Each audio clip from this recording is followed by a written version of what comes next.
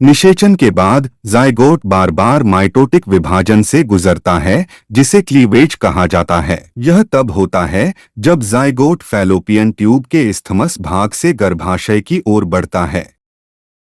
निषेचन के 30 घंटे बाद पहला विदलन पूरा होता है। जाइगोट पूर्णतः 2 भागों में विभाजित है। दरार के दौरान बनने वाली संतति कोशिकाओं को ब्लास्टोमर कहा जाता है। निषेचन के 60 घंटे बाद दूसरा विदलन पूरा होता है। निषेचन के तीसरे दिन भ्रूण 16 कोशिकाएं प्राप्त कर लेता है। इसकी संरचना शहतूत की तरह दिखती है और इसे मोरुला कहा जाता है।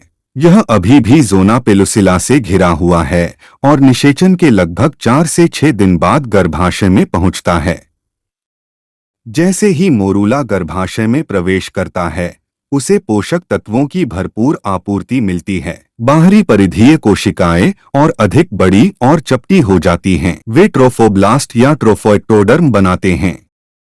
ट्रोफोब्लास्ट कोशिकाएं आंतरिक भाग में एक द्रव स्रावित करती हैं, जिससे ब्लास्टोकोल नामक गुहा बनती है।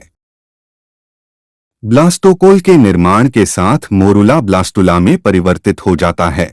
इलास्टोमर्स की अनोखी सिस्ट जैसी व्यवस्था के कारण इसे ब्लास्टोसिस्ट कहा जाता है। ब्लास्टोसिस्ट में एक परत वाली दीवार होती है। ट्रोफोब्लास्ट और इसके अंदर जुड़ी कोशिकाओं का एक समूह होता है, जिसे इनर सेल मास कहा जाता है। ज़ोना पेलुसिला विघटित हो जाता है, जिससे भ्रूण का तेजी से विकास होता है। फिर ट्रोफोब्लास्ट एंडोमेट्रियम से जुड़ जाता है और आंतरिक कोशिका द्रव्यमान एक भ्रूण में विभेदित हो जाता है। जुड़ाव के बाद गर्भाशय कोशिका तेजी से विभाजित होती है और ब्लास्टोसिस्ट को ढक देती है। ब्लास्टोसिस्ट गर्भाशय के एंडोमेट्रियम में अंतर्निहित हो जाता है। इसे इम्प्लांटेशन कहा जाता है, जिससे गर्भधारण होता है। आमतौर पर निषेचन के लगभग 10 दिन बाद प्रत्यारोपण होता है।